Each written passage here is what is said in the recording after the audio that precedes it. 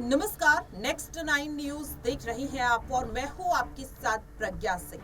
साल 2024 के लोकसभा चुनाव जैसे जैसे नजदीक आ रहे हैं वैसे वैसे देखने के लिए मिल रहा है कि इंडिया गठबंधन लगातार कमजोर होता हुआ नजर आ रहा है। एक के बाद एक नेता जिस तरीके से इस गठबंधन से दूर होते हुए नजर आ रहे हैं। शुरुआत यहां पर जेडीयू के अध्यक्ष, राष्ट्रीय अध्यक्ष नीतीश कुमार से होती है। उन्होंने जिस तरीके से इस गठबंधन से किनारा किया, उसके बाद टीएमसी को लेकर इस तरीके की बातें कही जाने लगी। आरएलडी का भी हाल कुछ ऐसा ही है। और आज जिस तरीके से 15 राज्यसभा सीटों पर वोटिंग के बीच देखने के लिए मिला कि सपा में भी बड़ी टूट होती हुई नजर आई। सपा विधायक मनोज पांडे ने जिन हालातों में इस्तीफा दिया, ये वाकई में सपा के लिए बेहद बड़ा झटका माना जा रहा है। और ऐसे में जो तमाम दावे अब तक अखिलेश यादव लोकसभा चुनाव को लेकर करते हुए नजर आ रहे थे, क्या वो दावे सच साबित होते हुए नजर आएंगे? क्योंकि अगर राज्यसभा चुनाव तक अखिलेश यादव पार्टी में सपोर्ट को नहीं रोक पाए तो क्या लोकसभा चुनाव तक पार्टी बरकरार रहेगी या नहीं, ये सवाल लगातार बनता हुआ नजर आ रहा है।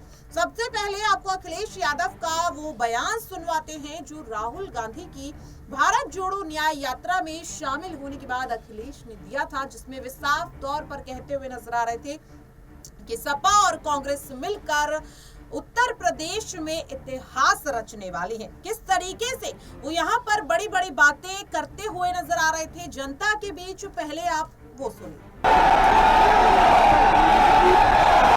भारत जोड़ो यात्रा में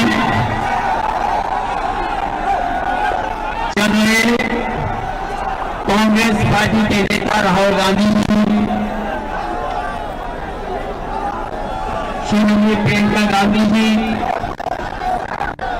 यहाँ पर उपस्थित समाजवादी पार्टी के सभी हमारे नेता कार्यकर्ता,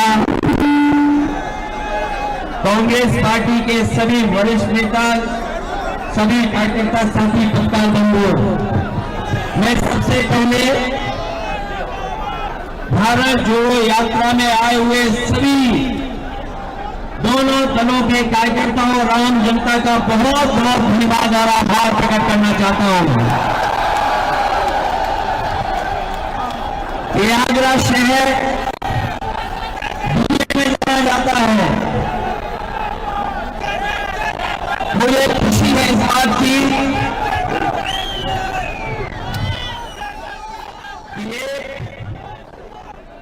मोहब्बत की दुकान को लेकर के जो चले हैं, इस शहर में, बाजार में पूरा शहर मोहब्बत का शहर है।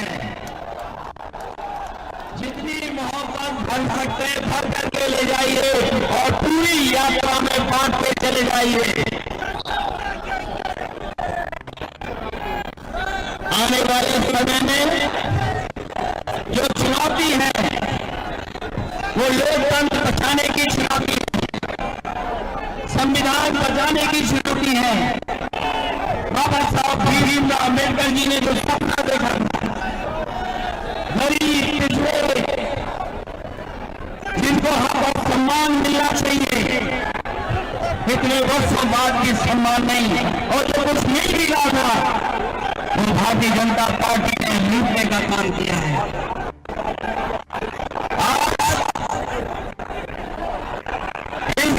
के बाद जो संदेश जा रहा है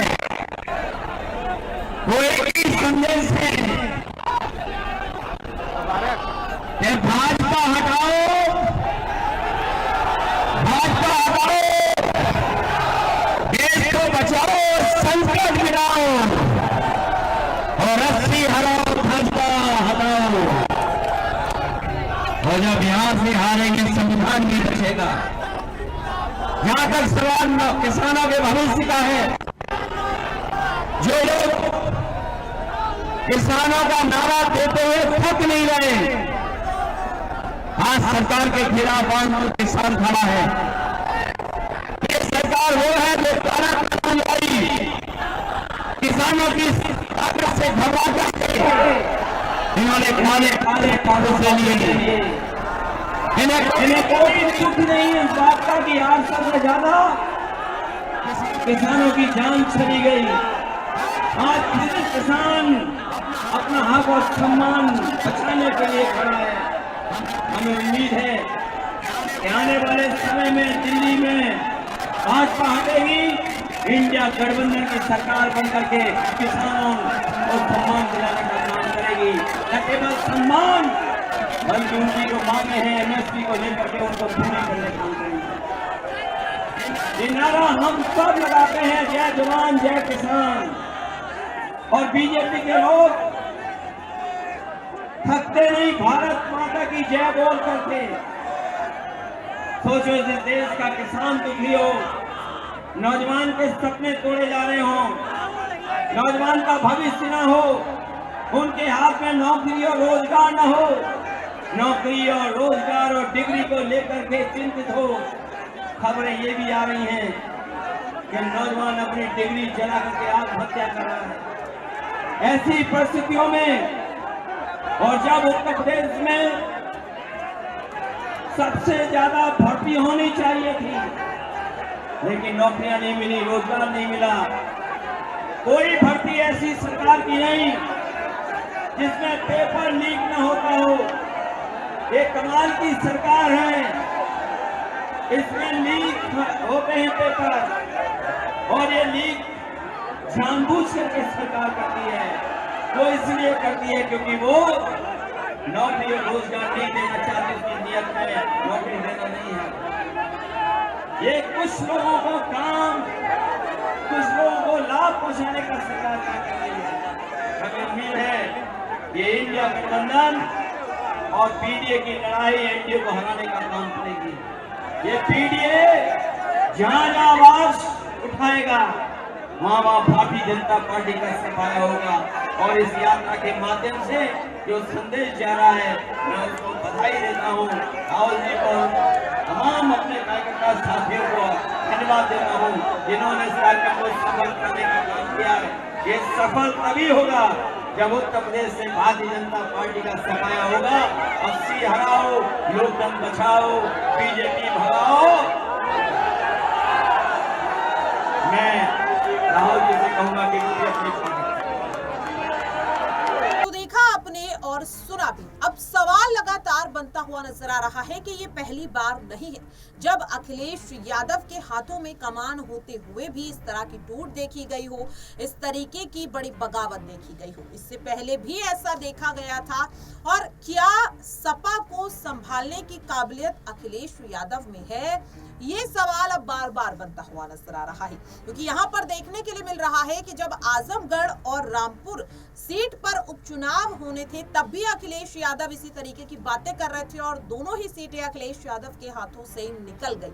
और आज जिस तरीके से राज्यसभा चुनाव को लेकर भी सपा में बड़ी टूट होती हुई देखी गई और शायद ये टूट अभी और यहाँ पर बढ़ती हुई नजर आ सकती है, क्योंकि विधायक अभी भी नाराज बताए जा रहे हैं।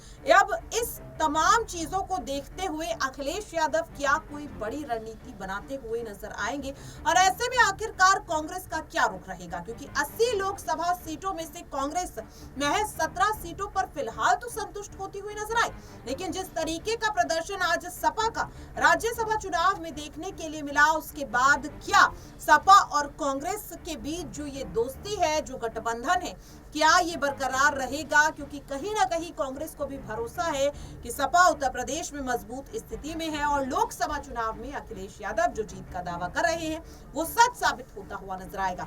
या फिर यहाँ पर अब अखिलेश यादव के साथ राहुल गांधी या फिर कांग्रेस पार्टी के आलाकमान की कोई बातचीत राज्यसभा चुनाव के बाद यहाँ पर होती हुई देखी जा सकती है, क्योंकि धीरे धीरे सपा जिस तरीके से बढ़ती हुई नजर आ रही है, टूट जिस तरीके से पार्टी के बीच देखने के लिए मिल रही है, अखिलेश यादव की मुश्किलें जाहिर तौर पर अभी और ज्यादा बढ़ने वाली है।